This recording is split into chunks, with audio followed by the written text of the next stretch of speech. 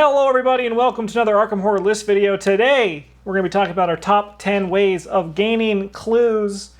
Should be a good one. Let's just dive right in. Why not, right? Bryn, what is your number 10? I've got the Forbidden Tome. Secrets revealed, not dark knowledge. Dark knowledge is a way to do damage. But this one, so for 4 actions, you get to exhaust it, and then you may move, then discover a clue at your location. You reduce the cost of the ability, but by 1 action for each 4 cards in your hand to a minimum of 1. I recently played a deck where I was attempting to abuse this with an Abigail Foreman. Every time it worked out, it felt like I was cheating. I might have been, but who knows? Cheat all the time. But that being said, I do not like spending my actions investigating. Moving, I could be persuaded to move. Wow. This also seems like kind of good for Ursula. That it's a relic, so you're already ticking that box, but then you get to move into the location, discover a clue, and then trigger an escape for free. Honestly, your statement just there cracked this egg wide open for me why you never play the Clover. Because you just hate a boring plain old investigate action. I don't like doing that. Wow, and that makes so much sense why like Ursula is your favorite, because you move and you don't investigate. Like you invest. Wow. That makes so much sense. Yeah. You ever see Butch Cassidy and the Sundance Kid? Yeah. Can I move? Anyways, my number 10 is a boring old investigate action. I love taking just investigate actions. That's nothing wrong with that. The reason why Sixth Sense is here is because the card is my go-to for the majority of my mystics, because the card's busted, because it doesn't take any charges. And like, yeah, your rate of getting clues is lower. If I was playing the main Clover for the team, I'd be grabbing a Rite of Seeking. Probably not Clairvoyance. I don't like it that much. But as the flex spot, right, a Sixth Sense is like perfect for that. You're just grabbing like a clue after killing an enemy, and like Sixth Sense just does it so well. And then sometimes you get 2 clues, and it's like, Travis, what's your number 10? It's extensive research. The level 1 one, because it's slightly better than the level 0 one. It's Tesla's clues that is contingent on you having lots of cards in hand. Something I like to do. It's an insight, which is a relevant trait. Cards for 2 books. It doesn't like. It's not like a great card in any aspect, but it's good in nearly every aspect. Yeah. Heck yeah. All right, Bryn, what's your number 9? I got the Mysterious Raven. Now you might be saying, this is like spending an action to investigate, but worse. Well, that's where you're wrong, because usually when I'm playing red cards, I'm also Yorick, and it's just free. I mean, it's also Tesla's, right? Like that's that's huge. All you got to do is kill a man, and there's a bird inside of him. Like, no problem. Yeah. Anyway, it's Tesla's. Sure, you have to take a horror, but it's also a fast effect, and allies are easy to recur. Yeah. Everything's checking out. Like you said, you love playing Yorick. It all's coming together. My number 9 is Clover Club Lounge, where you get to discard an ally asset from your hand, effectively selling them to the mob. Then you gain 2 clues from the token pool. Travis reminded me of this one. This location always makes me laugh, especially like because you go into the club with Pete Sylvester and you're like, sorry, Pete, gotta go.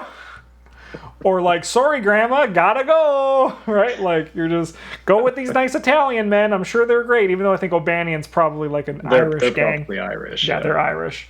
I mean, I'm Italian, so I go with the one true mob, but I'm going to get hit after this, probably for that comment. But yeah, just card makes me laugh. And Travis said it, and I was like, okay, I got to include it.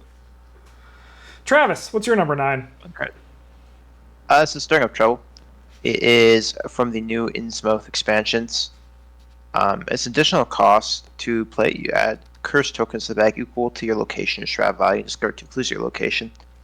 I've been doing a lot of work recently on theory crafting, like decks for the bless and curse mechanics. And one thing that I noticed is that the seekers struggle to. They don't have a consistent way to get curses into the bag aside from the level 0 cryptic grimoire, whatever it's called, the untranslated tome. Mm-hmm. But I really like the elegancy of this card where you can. So in theory, it punishes you. It could be just get 2 clues to your location, and then it punishes you for taking them from a location where it's hard to get clues from. But if you're playing a curse-centric deck, then it is actually a benefit and a good way to just get 5 or 6 curse tokens to the bag right now. Yeah. Like it's a really elegantly designed card. I like it quite a bit. The way it reads to me is it's just like, I'll get 2 clues and also add 5 curse tokens. Seems like a good deal. Yeah. I'm excited for our all curse deck. That's going to be a good time. Whenever that is, in probably 2022. So get ready for that, everybody. Bryn, what is your number 8? I gotta read the signs. Excuse me? All right, let's take that again. Yeah, there we go. Okay. I've got to read the signs. Like I said, I don't really like spending my actions on investigate actions. At least with this one, I'm pretty sure that the action is going to succeed. And if it does, it's like I did it twice. And then also you get this fun little mini game of trying to find locations where the flavor text on your card can apply in some sort of a beneficial way to you, where you get to ignore any sort of effect or keyword that might trigger while you're investigating. Heck yeah. It's just kind of fun. Read the Signs was also on my list, but I cut it because I knew it'd be on theirs. It's like Spectral Razor. It's just great value. My number 8 is Trish Scarborough. She's been very fun. I've been playing her. I'm playing her right now in my dumb alphabet challenge, which is a nightmare in its own right. But it's kind of like triggered this this thing in my brain where like I can see a lot of power and fun in her ability and like little things you can do to kind of like cheat it a bit. Like Trish Scarborough within the know seems like a great time, especially like in a location like I just like imagining like something with like your someone else has grabbed an enemy that doesn't want it. You can evade it within the know in their location and grab a clue grab a clue for that location, evade a person. You could in Dim Carcosa grab 2 locations from a location that has like the that evil Byakuya on it and grab 2 clues from that location because in the know. I just think there's a lot of fun things you can do, and as the game goes, there's going to be even more fun things to do with Trish's ability. And it's a lot more exciting than, say, like someone like Rex Murphy, which is just get more, right? Travis, what's your number 8? Mysteries Remain is the replacement card from the Roland Banks novel for him. And I like this card because it's a simple, like, elegant design. You get a clue from your location, or you put a clue from the token bank on your location. They remove it from the game. But the replacements like really made Roland a playable character. Mm-hmm. Like Cover Up was so brutal, especially in comparison to what you got with the guns. That I considered putting Roland on the list, but I decided to put this on the list instead because this is the reason you can play him and not feel bad about it. Yeah.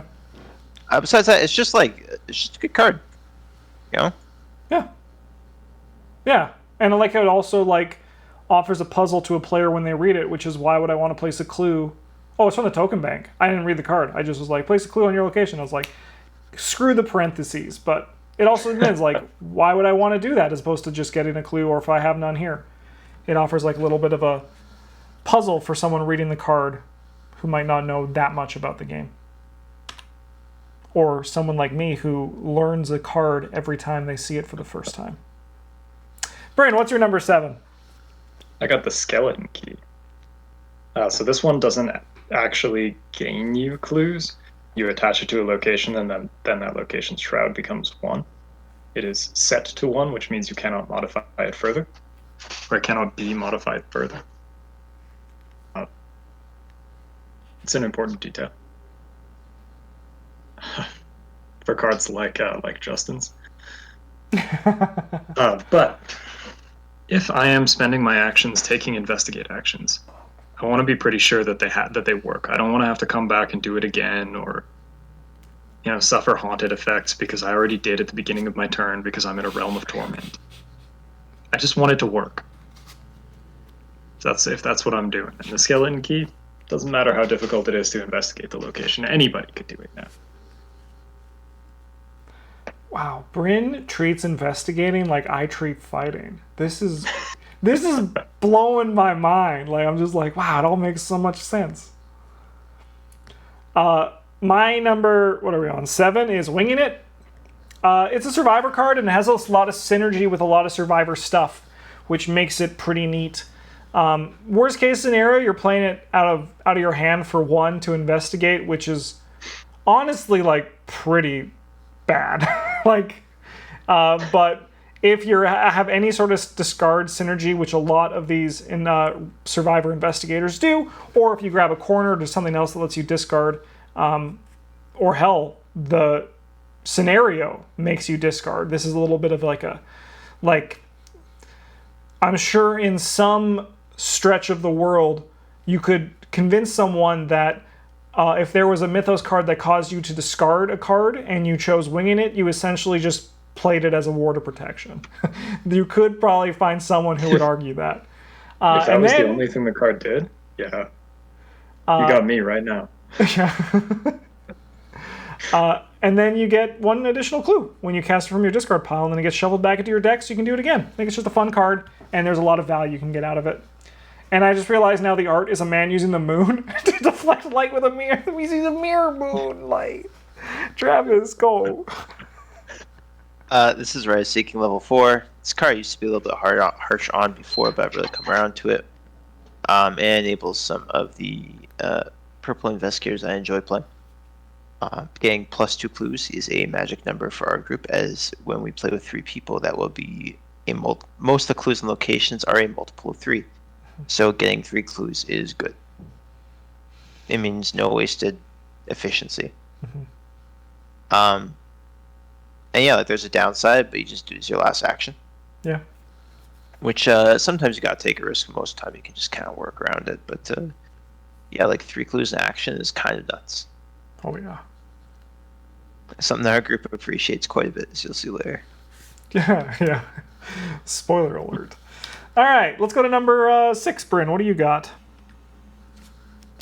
I've got Scene of the Crime. So this one is an event that you can play only as your first action, and you discover a clue or 2 clues if there is an enemy at that location. This one's not here because I enjoy the efficiency of it. This one's here because I enjoy the flavor of, an acolyte shows up and you're like, you're investigating the scene of the crime. And he's like, what crime? You're like, I'm going to kill you. It's the one I'm about to commit. Yeah, and it's you. Yeah. My number 6 is True Understanding. I always would joke for a long time that we don't have a true understanding of what this card does, and I always thought it was a lot better than we gave it credit for.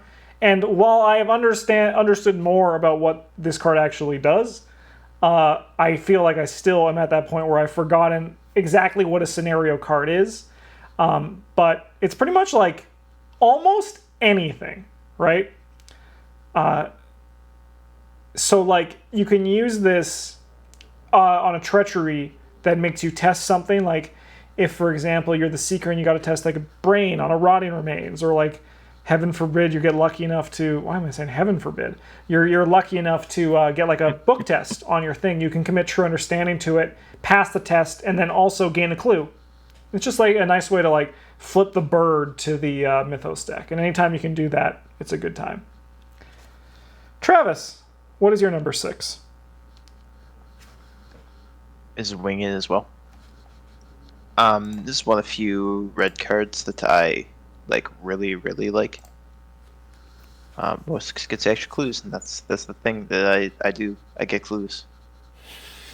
I like a lot of the synergy that it has with the the discard interactions from Survivor.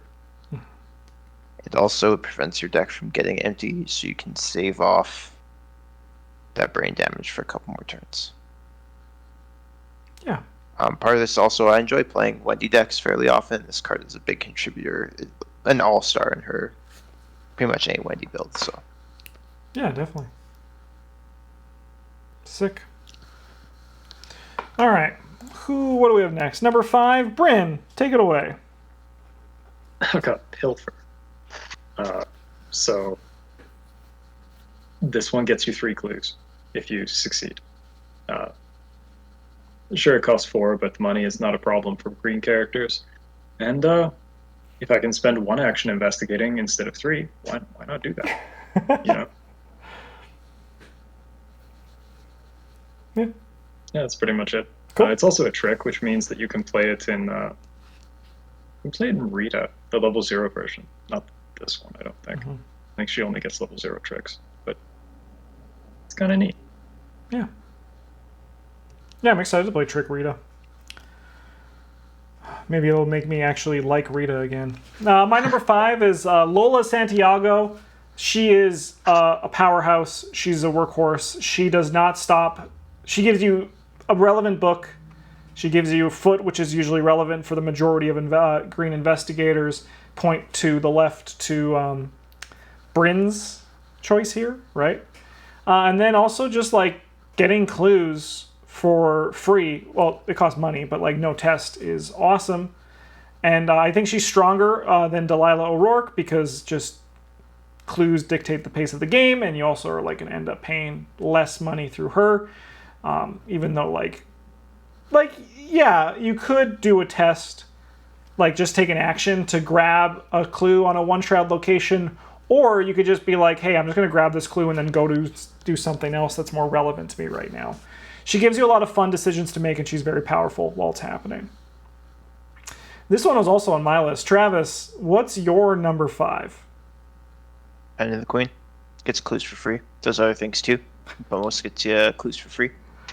It's a fun payoff for the research archetype, and very satisfying to put together, and like definitely abusable, but still a fun card even when you're not trying to abuse it. Hell yeah. Mm-hmm. I love Pendant of the Queen, man. Oh. So sick. All right, let's go to number 4. Bryn, why don't you take it away? I got Breaking and Entering, which, if you're careful, is just entering. It's an event that you investigate and add your foot value to your skill value for this investigation. If you succeed by 2 or more, you may automatically evade an enemy at this location. This action does not provoke attacks of opportunity. I find frequently if I'm investigating, I end up with a monster, and I have gotten myself too far away from my team to get help. Because you're moving and investigating. Because I want to keep moving. This card just kind of, it's a neat little way to buy yourself out of a bind like that, or even somebody else, because you don't have to be engaged with the enemy. It just has to be there. Mm-hmm. So like, if you're fighting one of the big boss monsters and there's clues on his location that it's like evading, but with a much bigger number probably. Yeah. Yeah, sick. Yeah, it's also a trick. It is also a trick, yeah. Yep. My number 4 is Look What I Found. I actually am not a big fan of the level 0 Look What I Found. I don't think it was, like, it's good, but I never thought it was, like, that impressive. But the level 2 Look What I Found is, like, juicy. You bite into this, like, peach, and you're like, oh my god, this peach is juicy. Just getting 2 clues from your location and connecting locations, and it's now fail by 3. The fail by 3 is nice, but like, I mean, actually the fail by 3 is actually pretty relevant now that I think about it, because the majority of shrouds on locations usually default to 3, right? Like that's where you're going to find like most of the shrouds of your location. That actually makes me want to do a video of breaking down shrouds by campaign. I think that could be a fun video. If you want to see that kind of video, let me know in the comments, because I will start making that video. But the discovering 2 clues from your location and connecting locations means like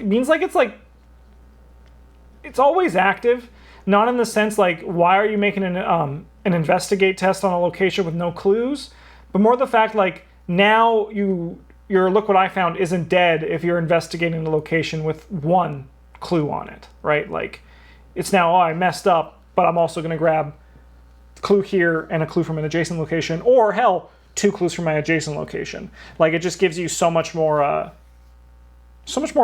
choice in what can go wrong with it, and that makes it more exciting to me than the level 0, which I rarely play outside of a few decks. Travis. It also means that you can dodge nasty haunted effects. Yes, great point. Yeah, great point. And we know you're an expert of those because you've always lived in a realm of torment. He laughs because read the signs. Speaking of haunted stuff. Yeah, well, great segue. Yeah. This one lets you add your brain to your book and then investigate, and if you succeed, you get 2 clues. Like Spectral Razor on the previous list, this one makes into a lot of my Mystic decks. Mm-hmm. It's a really good card. It's just, who mind you get an extra clue. And also, you probably passed the test. Yeah. Not too much to say about it. It's got okay icons. It's got the spell trait. Which is good. Heck yeah. All right, Bryn, what is your number 3? I've got the newspaper level 2. This one it gives you +2 book to while investigating if you have no clues, which having no clues is my favorite way to play the game.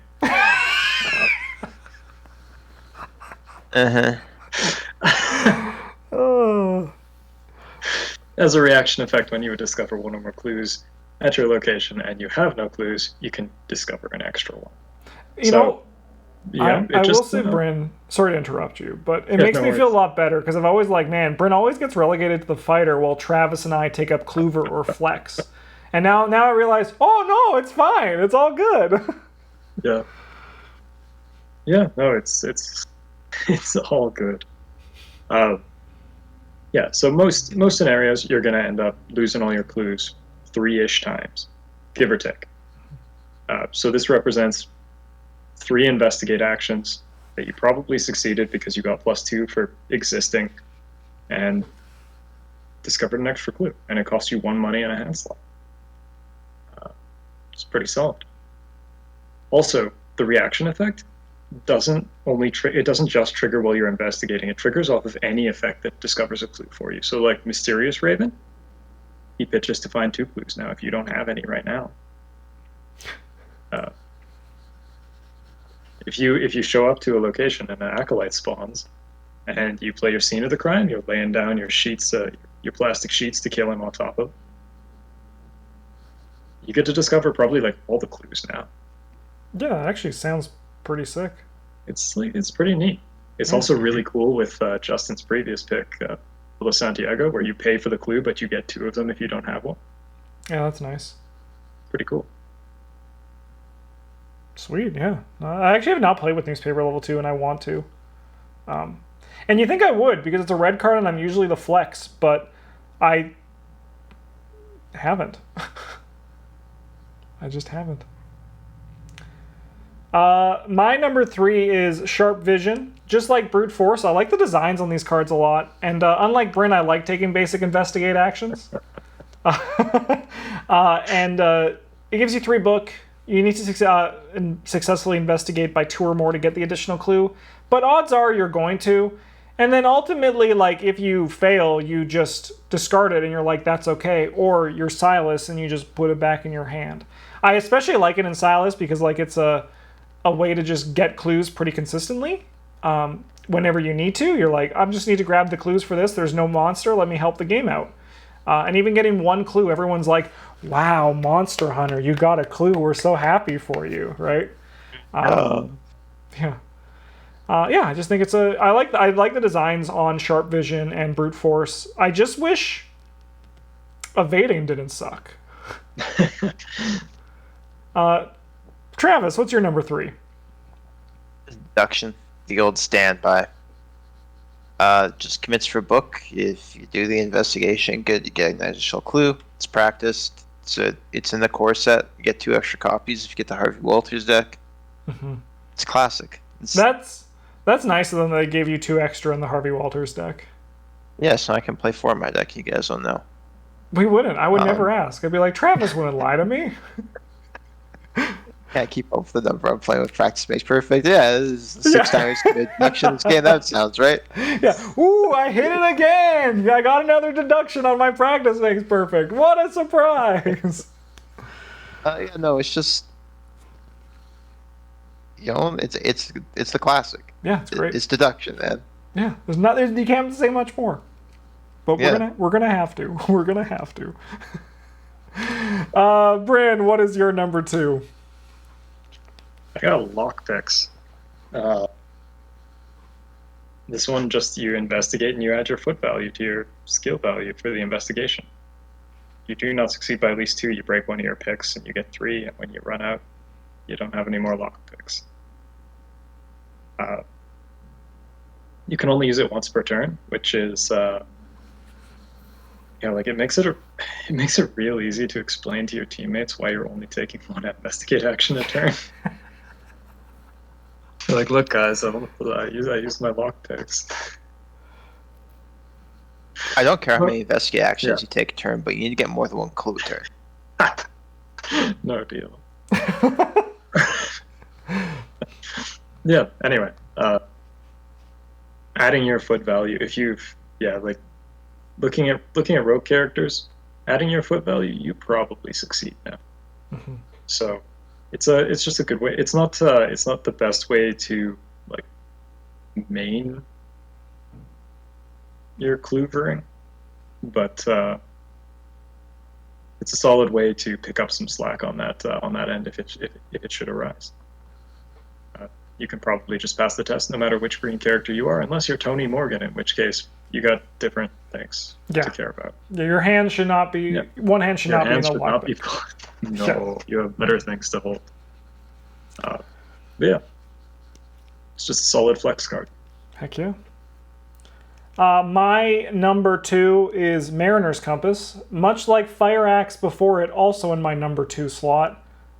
This card works for Dark Horse, my favorite archetype to play. But I think Mariner's Compass also can work. Unlike, there's better weapons than Fire Axe in a lot of people who would like William York's not going to play Fire Axe, right? But I think Mariner's Compass is actually a pretty powerful card that can fit outside of even a Dark Horse deck. If you just have a way to pump your brain at all, or even just you're investigating at 5-2 with it, through that. Sorry, I said pump your brain, I meant pump your book. We've been recording all day. My mind is mush. I think it's very powerful. And I think it has a lot of ability to work outside of it, which makes it kind of exciting. But it's still in Dark Horse. It's still super sick. Card's fun and strong for me.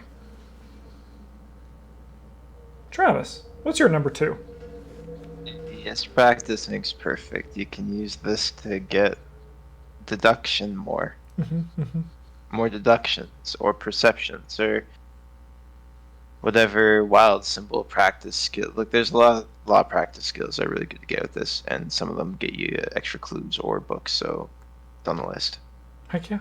And it's great. It's in the color that does that, so this is even better than the last few. Yeah, yeah. This one, it's less of a curveball. Also because they saw it last week, but that's part of it. Yeah. The curveball might be that it's not number 1, though. Yeah, so let's get to our number 1s. Starting with you, Bryn. I've got Lola Santiago.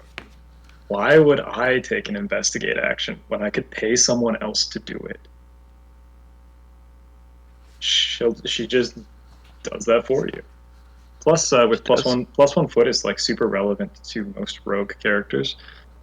And the +1 book means that if you're using lockpicks, she gives you the 2 that you need to succeed by, not to break a pick. Mm-hmm.